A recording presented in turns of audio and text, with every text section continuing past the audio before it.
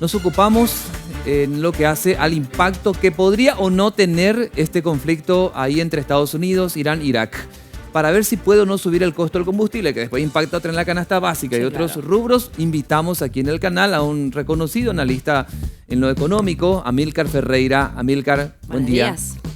¿Cómo están? Un gusto saludarles. Bueno, cordial saludo también a la teleaudiencia. Muchas gracias, Amílcar. Bueno, nos preguntamos todos, ¿no? ¿Cuál es la repercusión que puede llegar a tener en Paraguay lo que está sucediendo entre Irán y los Estados Unidos en función del precio del petróleo? Vos nos contabas fuera de aire que si bien se registró una suba, ahora parece revertirse esa situación. Sí, hubo una pequeña suba en el orden de los $63 a 70. Si bien es una suba, digamos que no es tan importante todavía por ahora. Cuando se produjo este conflicto, luego vimos el día de ayer una pequeña reducción otra vez. O sea, pareciera como que el precio del petróleo tiende a estabilizarse. Obviamente que una inestabilidad en el mercado internacional y una eventual suba del petróleo puede afectar nuestra economía. El combustible es un insumo, digamos, transversal a toda la economía, afecta a todos los sectores, pero yo creo que el efecto no va a ser todavía tan inmediato. Habrá que ver cómo evoluciona ese precio del petróleo en el mercado internacional.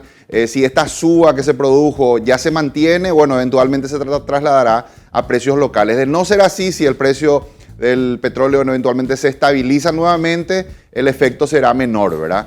Por otro lado, también la inestabilidad hace que los inversores internacionales se pongan, digamos, en una actitud más conservadora, y en el mediano plazo esto podría afectar también los flujos de inversión extranjera, bueno, de los cuales Paraguay también se beneficia. Amílcar, me tocaba entrevistar a Santi Peña, a Guillermo Parra, nombres que seguro estás reconociendo, Stancanova y otros que Vázquez estuvieron mencionando que entre febrero o marzo se podría dar esta suba. Lo que no se sabe si va a ser de una escala enorme en cuanto a la tendencia alcista. ¿Cuál es tu percepción? Mira, hoy día, digamos que la producción de petróleo a nivel global, digamos que abastece suficientemente la demanda. Hay inclusive situaciones, el año pasado se han producido situaciones en las cuales había más oferta que demanda. Esto ha generado reuniones en la OPEP, ¿verdad? Del cartel de productores, para poder ponerse de acuerdo y estabilizar esa producción de tal manera que los precios no caigan. Dado ese exceso de producción, yo tiendo a pensar de que si este conflicto no escala, pareciera que así va a ser, ¿verdad? El precio del petróleo nuevamente se va a estabilizar a niveles, digamos, iguales a como estaba. Si esto es así, yo no veo que vaya a haber una suba del precio en el mercado local. Creo que es muy temprano todavía para poder afirmar de que va a haber una suba. Habrá que ver cómo evoluciona esa variable en los próximos días y semanas, y bueno, ahí vamos a ver cómo finalmente queda ese precio que ha tenido una turbulencia, ¿no? Un movimiento, y bueno, ahí podemos sacar conclusiones, pero creo que es un poco apresurado ya decirlo ahora. El conflicto acaba de ocurrir, tuvimos esa variación de los precios, pero como te dije, así como subió, también después volvió a bajar. Y bueno, vamos a ver qué pasa. Ahora, Amílcar, el mensaje que dio ayer Donald Trump, decíamos nosotros un poco más conciliador en cuanto a las sanciones económicas que va a estar imponiendo a Irán, ¿puede llegar a ser este resultado de que el petróleo se desacelere o esta tendencia se revierta? Digo, ¿este mensaje es el que conviene ir manteniendo en función del mercado? Sí, yo creo que a todos los actores, a ninguno le conviene que este conflicto escale. Es una zona muy importante del mundo. Por el estrecho Hormuz, que es el que da salida al Golfo Pérsico, sale el 30% de toda la producción de petróleo en el mundo. Varios de los países que están ahí en esa región son, como sabemos, ¿no?, los principales productores de petróleo del mundo, aliados también de Estados Unidos.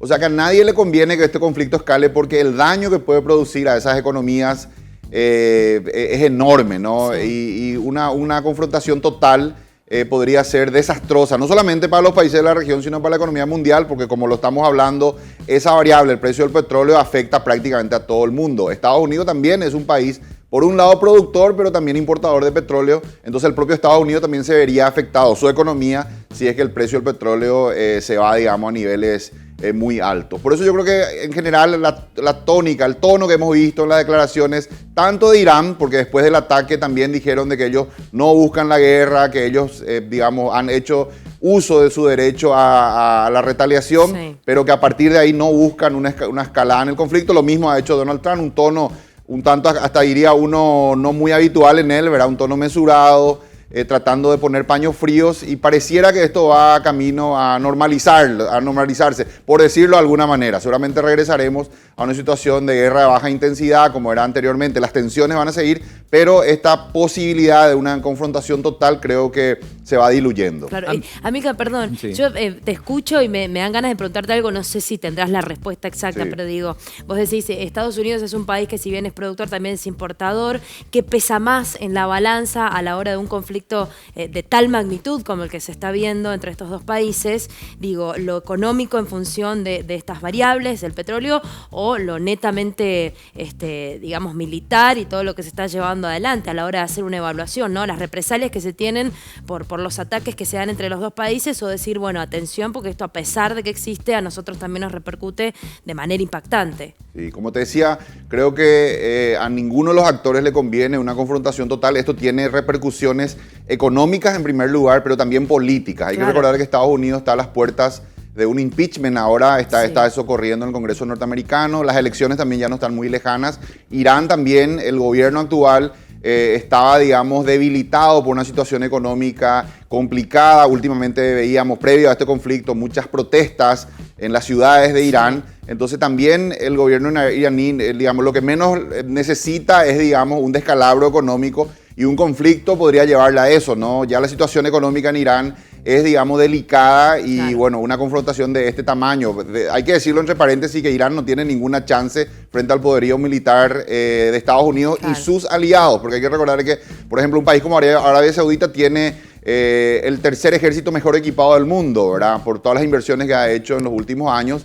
Bueno, todos estos países aliados, Israel, Arabia Saudita y otros, ¿verdad?, de la región estarían del lado de Estados Unidos. Entonces, en un escenario de confrontación, Irán en realidad no tiene, puede causar mucho daño sin duda, pero no tiene chances, digamos, de derrotar a estos países aliados. Quedaría totalmente destruido con una economía devastada. Entonces, creo que ese escenario, como repito, ninguno de los actores le conviene. Y bueno, esto tiene, como dije, consecuencias económicas, pero también políticas, ¿verdad? Creo que puede haber gobiernos que caigan si es que este conflicto, digamos, se va profundizando. Por eso yo creo que la tendencia, inclusive de las declaraciones y de las acciones mismas, hay que recordar que este ataque no tuvo ni una sola baja, no generó ni una baja, ni un muerto, ¿verdad? Simplemente fueron daños materiales y bueno, es una prueba, una demostración también de que quizá la intención era más bien hacer ruido, dar asustar, una respuesta, exacto, claro, pero no, digamos, matar gente. Y bueno, ahí está el resultado, ¿verdad? Vemos que la tensión va bajando y bueno, pareciera que todo tiende a normalizarse. Esperemos que sea así. Ojalá se concrete lo que estás diciendo. Amílcar, gracias. Un gusto realmente. Gracias por la invitación y bueno, un cordial saludo a la teleaudiencia. Muchas gracias, Amílcar Ferreira, economista.